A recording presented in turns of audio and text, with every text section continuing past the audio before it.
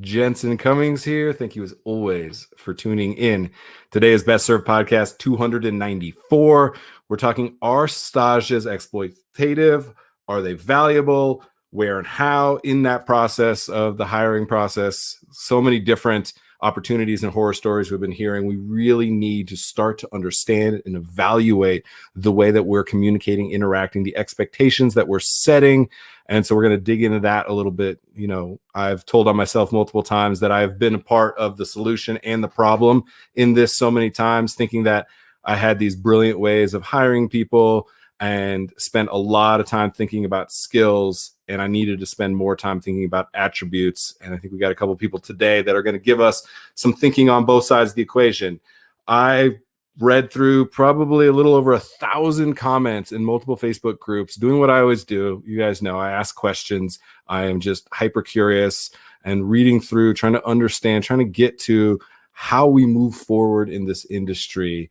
And there's a couple things I want to lay out. I want to take a few things of the stage, the working interview, out of the equation. The stagiaire, the classic long-term, think internship, apprenticeship, very much born out of the haute cuisine style of French kitchens.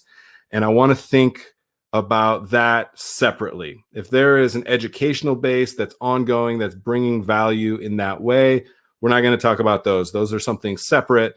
I also don't want to spend too much time talking about the fucking trash that is people who say you're coming for a working interview and they have zero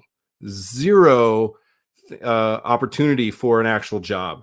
They're just trying to get free labor because they're understaffed. And so I want to cut them out of the equation. There is no discussion about the fact that that happens, and it is not okay.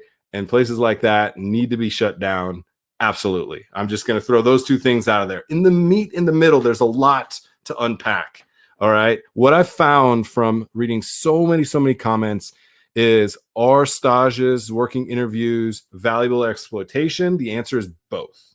The answer resoundingly was both. There was people on all sides of that equation. And what we found more and more was, at a certain level, being able to go in, see how things actually work, demonstrate some of your abilities, the way that you interact with the team, seemed like there was some value there. And then there was very quickly, when it came to time, an exchange of value, either compensation or education, and you extended past that, it very quickly jumped off a cliff into exploitation and not the value exchange that would be expected. So those are kind of the big themes that were pulled out from reading so many of your comments in different groups, and a couple of people who interacted and I thought had very meaningful and an experience on both sides we're going to talk to in this episode. All right. So first I want to bring in Liliana Myers, who is in Denver. Liliana, good to see you. Hello. Nice to see you too. All right, we're going to dig into a lot of details. There's so much, as I mentioned, to unpack. I just want to start at the highest level for you, kind of thinking about both sides of the equation, because you also were like, I see it on both sides. For you, where's the value? For you, where's the exploitation? Kind of the simplest terms for you. I see the value in knowing and seeing the actual what's going on in the kitchen, whether it is, if I feel comfortable working in that environment, because not every kitchen is for every person, and whether or not you gel with the team, you know, what the expectation is of your job, what a service looks like. I think those are all really important things. But in the same token, I think that doesn't necessarily mean that you're doing someone else's job that day. You're maybe helping out a little bit. You're, seeing what it would be, maybe doing, cooking a steak or plating something, whatever it is, the job that you're applying for, just seeing how you'll interact. But I don't think that means that you're doing a full day's work. I also don't think that means that you're being compensated for it. Just like in any job, in any industry, you don't get compensated for your 4 or 5 interviews before you get to that job. Or when you're doing a tasting on the executive level, kind of situation. I don't get paid to do my tasting. Maybe they'll reimburse me for ingredients, but they're not reimbursing me for my time to cook everything. And I think that's perfectly acceptable.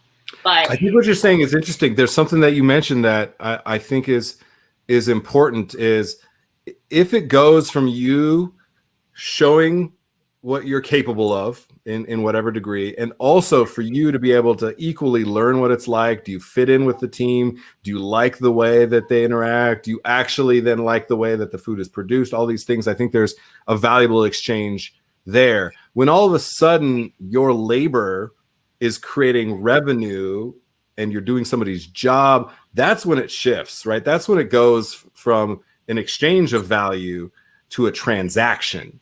And when we start thinking about people as a commoditized transactional asset, all of a sudden it shifts, because now that is then forced labor to be able to make you money. So there's like an interesting dynamic there of who and where the actual value is. And the reality is we need to just have more meaningful and transparent conversations about that. What is the actual value? So I'm interested in that. I want to get in that more, but I want to bring in Michael, who's out in Kansas City, to speak with us as well. Michael and Bourbon, the cat. I'm fascinated in Bourbon's perspective on this, because I'm guessing you've had some long-term stages where you've had to leave the cat alone, and I bet Bourbon does not like that. So I appreciate you bringing Bourbon on the set with us. For anybody who's just listening, I apologize. You can't see the beautiful black cat and Michael looking like Dr. Evil, but it's highly entertaining. So Michael, same thing for you. Just at the highest level, where you see the value, where you see the exploitation for you when you think about those two, and then we'll dig into all the details. Sure. So for me, there's a big difference between a stage or working interview and what a lot of people seem to be complaining about online, where there's exploitation. When I've done a stage, it's been come in, watch what we do. Maybe you get to prep a little bit to help somebody out on a station, but no real restaurant is going to ask somebody to come in and work a station for free. Like, I don't know you. I don't trust you. You don't know my recipes. You've not been trained by me. Yeah, that's it. Exploitative if you're going that route. Like, I wouldn't trust you to brunoise something for my prep until I've seen what you can do. I might ask you to brunoise, a carrot or whatever, to see if you understand what knife skills are and see how long it takes you and see what kind of, an effective culinarian you are. But I'm not going to expect you to brunoise, 50 pounds of carrots and then use that as part of a garnish for a dish, for example. So Michael, I'm interested in that, because it sounds like what we really need is some clarity around definitions here. I mentioned the stagiaire, and that gets lumped in because stages we just kind of started using as a catch-all term for working interviews. We're talking about, because here's the reality. And I think all three of us have probably been in these situations, and we've seen it at restaurants we've been at, and maybe it wasn't our place or our role to do anything about it.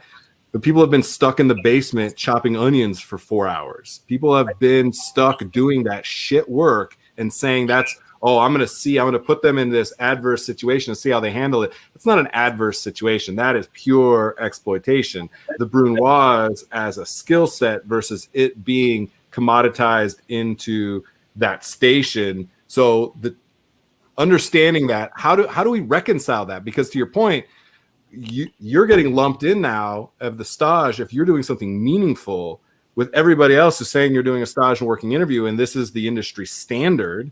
And the reality is they are completely exploiting that, yet we don't know because we just say, I guess that must be the industry standard. How are you kind of setting an expectation to reconcile that? Because we know it's happening, right? So I've worked for a number of Michelin-starred restaurants and places with 5 stars, 5 diamonds from Forbes and AAA.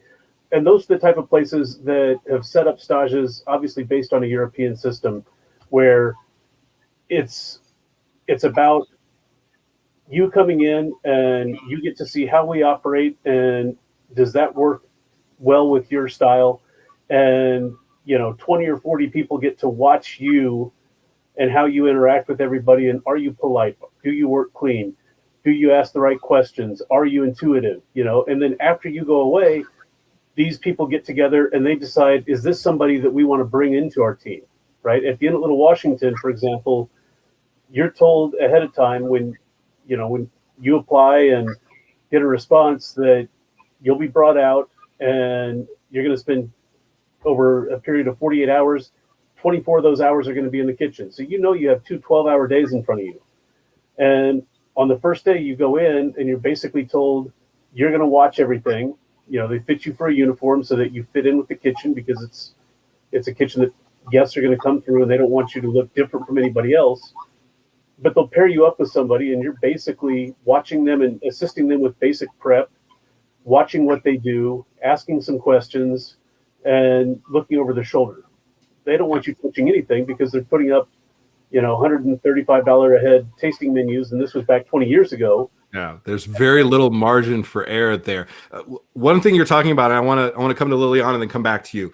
What we're talking about now is a clear exchange of value, because you may be doing mundane work at some of those places, yet everything they're doing is teaching you something to the nth degree. It is at the highest level. Even the way that they organize tickets, the way that they call in the kitchen, all of these things are huge learning opportunities. And so from that perspective, if you are learning at that level, well, here's the reality. You're paying for culinary school. You're better off staging for free at a place like that to be able to get a position that's entry level than culinary school. I'll just say that outright for sure. Here's the exchange of education. Now, I've even been in this position where we were very clear. We had an expectation of stages. I would make a point that myself and multiple other people would interact with them, some people that were the best at what they did or the closest to it. And Michael, I know you got some thoughts around that as the way that people interact. And it was so important to us. Yet I know there was absolutely times when I was in the shit that I misscheduled somebody and it was my day off and they did not get the value out of it. And that was a loss on my part and a loss on their part. They may have gotten the job. They may have added some value into them, but it did not meet the expectation that I had set for us. And that happens a lot for people that are well-intentioned. Then you have people that just say, come in and work. And every once in a while, they'll peek over your shoulder, but there's not an actual exchange of value. You're not learning anything. You're just put under the thumb for the sake of being under the thumb. So Liliana, I want to come to you with that. Education. How are you thinking about it? What should be the expectation? How do we have a clear exchange of value? Because education would be huge. What Michael's talking about, if you're learning at that level, well, yeah, that's worth it. If you're sitting back there chopping French fries for 3 hours, that's not an exchange of value. And so I want you to think about that. The education, what should be the expectation? Well, I think part of that is just kind of being honest and upfront, or even asking as the interviewer or interviewee, like, what is it that we're going to do tomorrow? So that way you know what's going on. But I think that's a really great part about stages too, is I can tell how much you're taking away from the experience of being in the kitchen by the questions that you're asking as things are going on. There are people who are so much more observant than other people. So maybe if you see like a different way that the ticket system is working than you've worked at before, but you're not really acknowledging it and not asking why we do it that way. Well, to me, that seems like you're not really seeing everything that's happening, and you're not taking it as an educational opportunity. So I feel like that is a really big thing with it. And I think honestly, and definitely there have been times when you think you're going to have a full day to spend with somebody or how many hours, and then all of a sudden that's not what works out. But I think that's just, again, to be honest and communicative with that. You're like, you know what? It turns out this day isn't really working out the way I thought. And to just to tell them, I'm actually really swamped and I'm sorry that I'm not giving you the right amount of attention.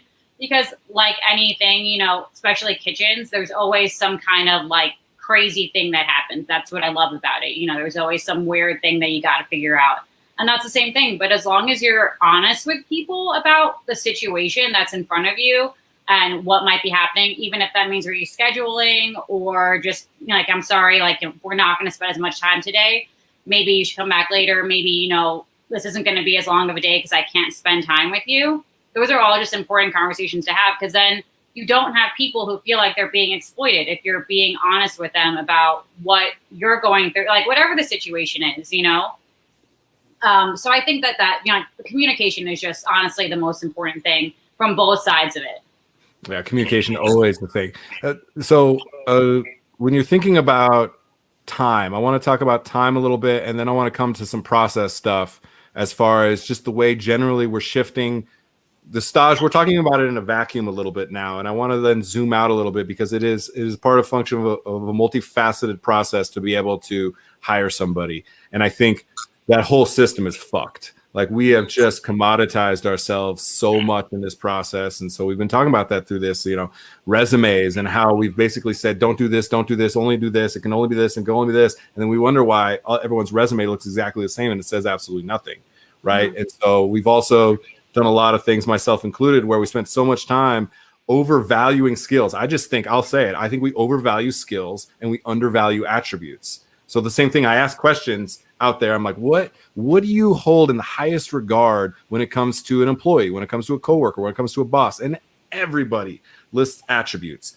I want them to be a team player, good communication, teachable, punctual. These are all attributes. And then we turn around and say, how do you evaluate and give raises and promotions? And it's skill, skill, skill, skill. And so basically what we're doing is we're saying, we say that we care about attributes, yet we value by the dollar. And let's not be real, the dollar does speak. We value people who are skilled. And so often we've been in the kitchens where it's the highly skilled asshole nobody wants to work with, but they're the most skilled. So there's a dynamic at play. So anyway, I digress, but I want to zoom out because both of you have good perspectives on this. I want to stay just in the stage for just a moment longer. The amount of time, this has come up a lot. A lot of people are like, yeah, if it's an hour, 2 hours, that sounds great. If it's 5, 6, 8 hours, that's a completely different scenario where now it's like, what is the return on my investment for my time as somebody who's coming into stage? And the reality is, what's the return on investment for your time of being able to actually bring value to somebody who's coming in, spending their time with you? So time, Michael, how do you think about that? Obviously, you're going to the 3 Michelin star places. You're spending multiple days there. You're like staying on facility, all of those things. Let's maybe take that out of the equation a little bit. We're talking more contemporary, more run of the mill, even just high quality restaurants, all the way down to you're working at a gastropub. I think it's meaningful to understand what is a reasonable expectation of time for you. For me, it's one shift. I mean, in reality, I want to see, and that's how it was at, French Laundry and Per Se, where I was doing front of house stages. You go in and you do, some of the setup work. You're basically trailing an employee there, seeing how they set up, kind of what their standard is. I want to know if they polish their wine glasses, right? I want to know if they're going through and everybody's working on it, or if it's something that one person gets stuck in the corner doing.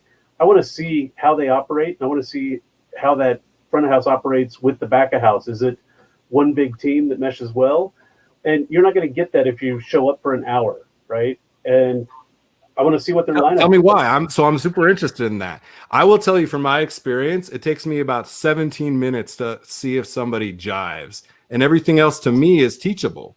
Like if I can't teach somebody to polish, the reality for me is, and I'm not saying you're wrong, the reality for me is that I don't know what training they've had previous. I am not putting the weight of understanding the value we put on any expectation of any part of the job on somebody's past experience. That should be my responsibility.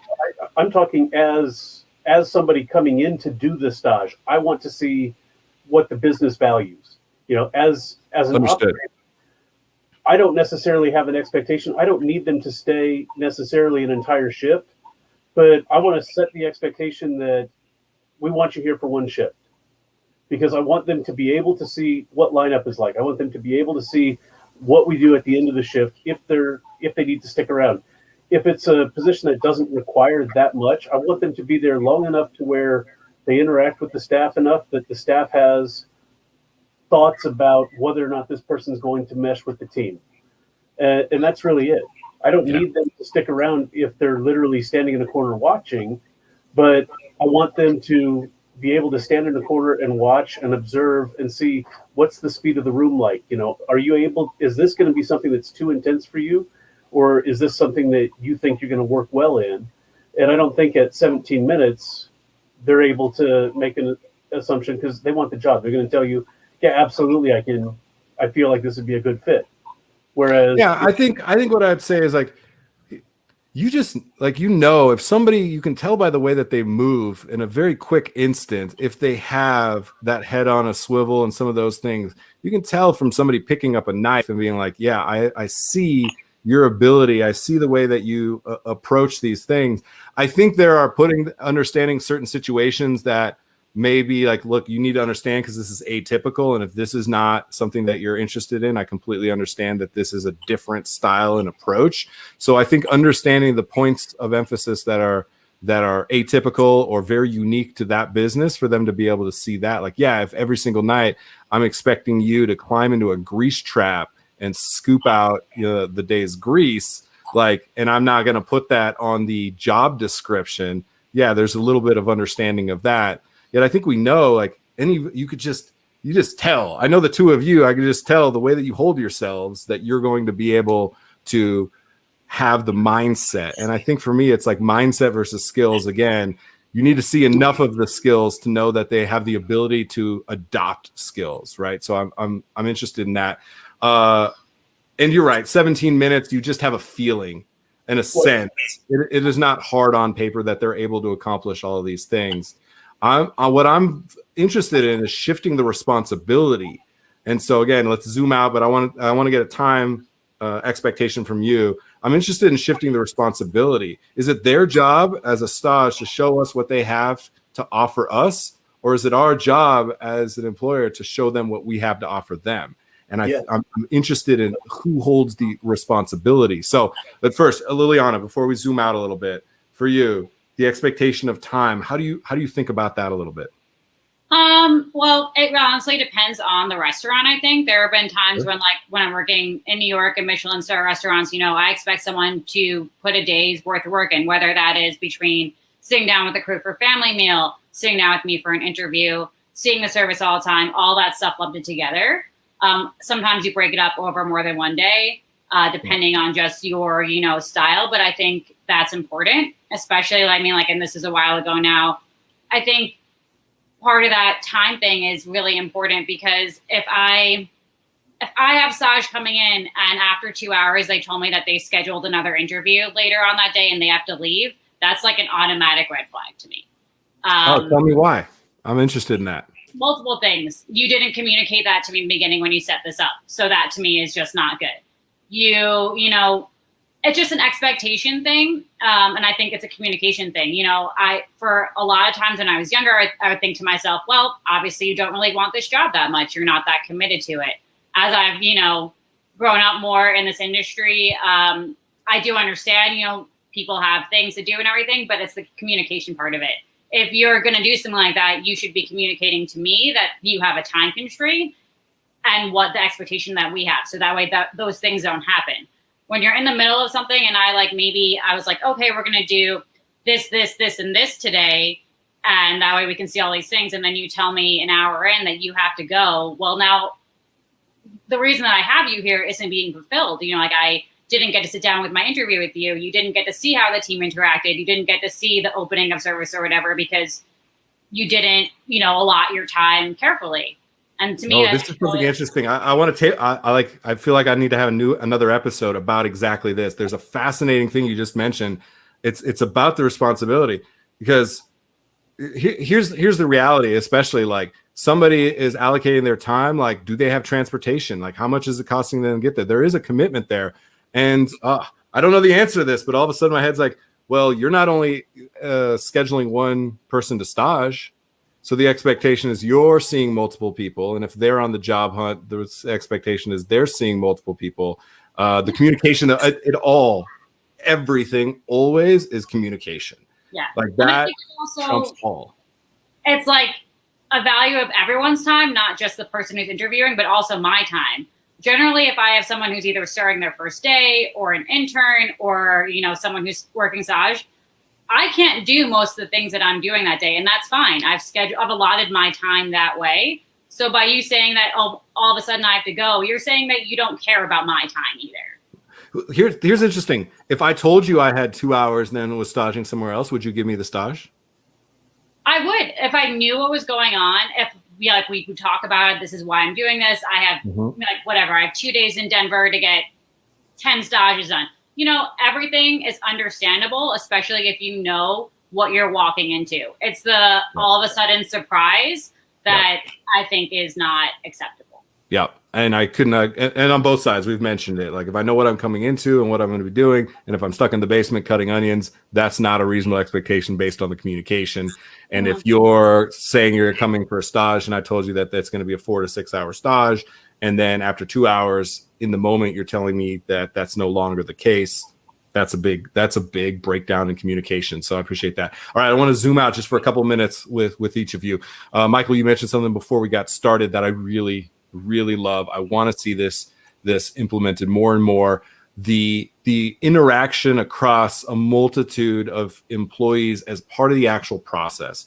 We don't include enough people. We sit in our ivory towers sometimes as chef, as GM, as SOM, whatever that is, and think that we know exactly the plight of people at every single level. And the reality is we just don't. We've been removed from it for a minute. And so a lot of people that are feet on the street, whatever that means for whatever department in whatever part of the restaurant that they're working, has a real true understanding of the characteristics, the attributes, and even the skills that are needed to do that job well. And so you talked about involving more people. I want to touch on that for a little bit, because I think the overall process, Liliana, you also have, like, you're asking a lot of different types of questions in the interview process. You mentioned that to me before, so I'm interested in that. Michael, for you, why are you trying to implement and bring other people into the evaluation process, not just you as the ultimate decision maker in the hiring process? Excuse me. Because I'm ultimately cultivating a team that's going to give me a deep bench and allow me to open up more concepts. And it's all about building the culture, right? So I'm going to bring in servers who are going to ultimately develop more skills, more education, and be ready to take on a leadership role, either at the concept that they're at or at a new concept that I'm going to build, because I'm not in it for one and done, right? There's a lot more to it. So I've got a process that's adapted from one that Dr. Bill Marvin put together ages ago, and it was called the Foolproof Food Service Selective System. And you basically start out with, like, if somebody's coming in wanting to interview, it's not a send me your resume or fill out this application. It's, I've got a packet for you that has a letter in there that's advice to applicants, and it has the application in there, and it's, you read that letter and it says, don't fill this out now. Take this with you, read through this letter, and understand what you're getting yourself into. Yeah. And like number 12 on that little bullet point on that advice is, we take staff selection seriously. And we go through all this trouble of interviews and checking your background, etc., that because we're only going to bring the right person onto our team. I'd rather run with a short staff and limit seating and have the right people than get a warm body that I've brought in that I can't get rid of now. Yep. And, on there it says, if you need a job right away, this is not the place for you, because it's going to take some time. Maybe you need to go find something temporary while you go through this process. But we've got an initial contact, where we have a tracking sheet for each person that's coming in. So the host is watching, do they have a pen? Are they dressed appropriately? Are they polite? Do they notice that there's maybe a piece of trash on the floor next to a trash can? Did they pick it up and put it in there? Little things like that will give you an idea of how well they mesh with our values. And then as they go through, there's screening interviews, there's tests that go with it to see, do you understand sanitation? Are you a professional that understands this business that we're in? And then we review the application, and then there's demonstration tests, simple things like, can you demonstrate that you have some of the skills that are required for this position? And, that could be a stage in the kitchen. It could be a simple 5-minute test behind a bar to see, can you make a Manhattan for me? Something very simple, but I want to see, do you understand how to use bar tools properly?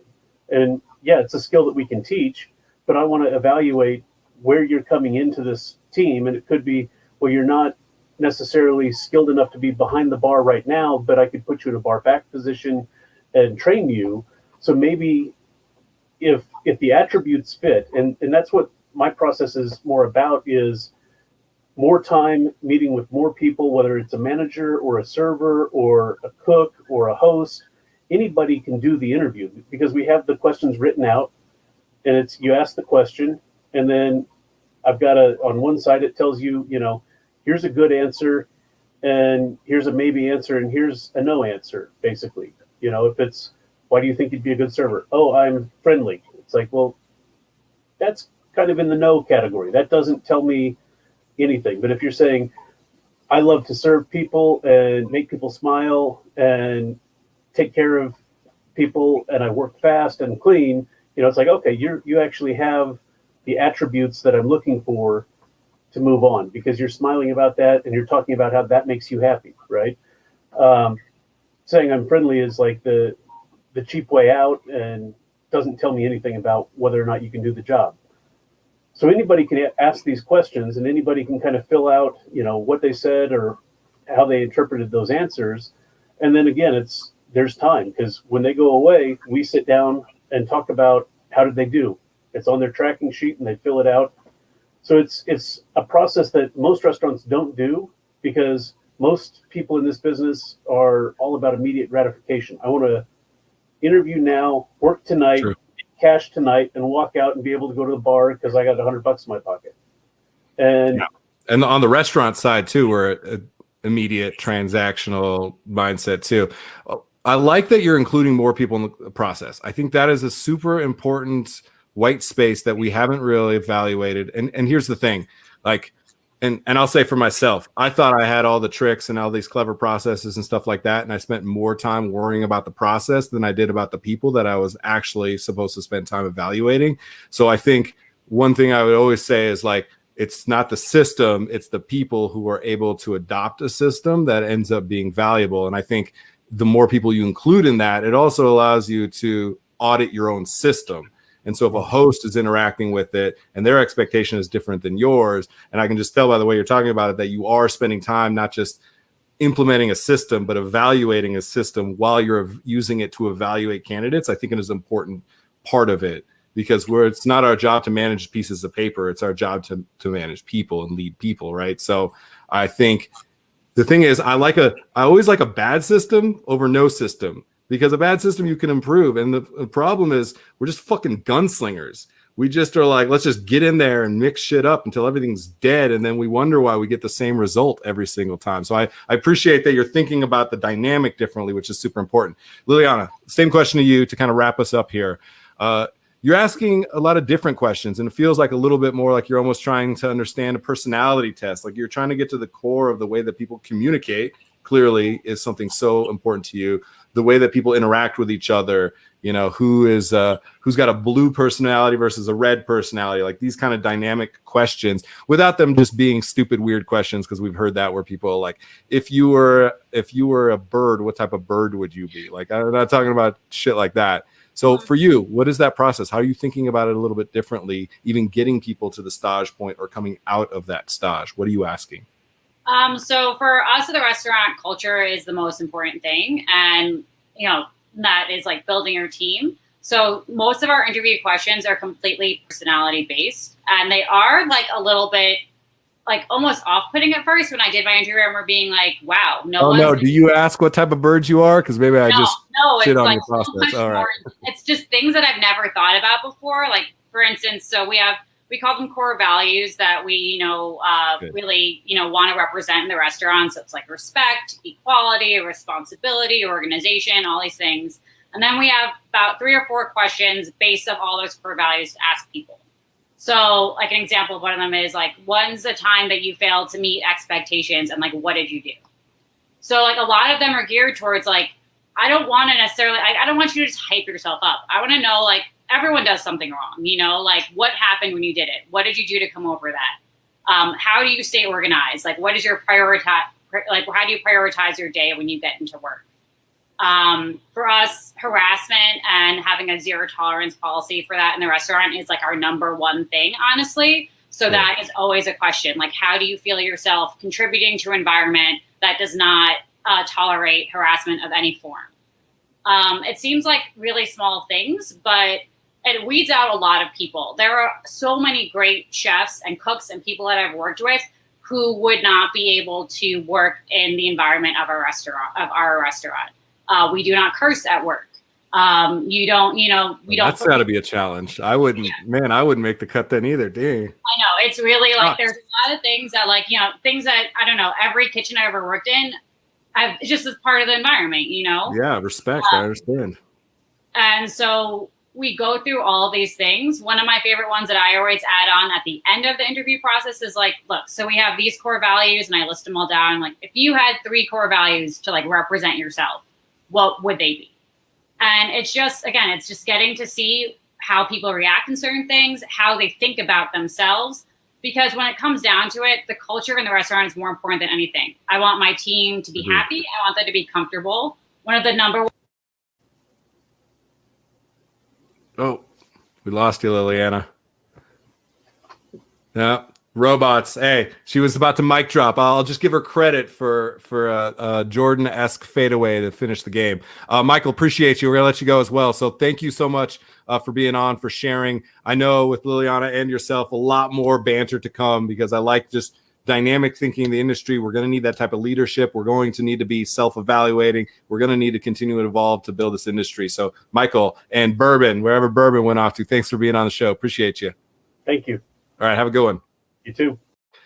All right, everybody. That is it for today's episode, Best Served Podcast 294.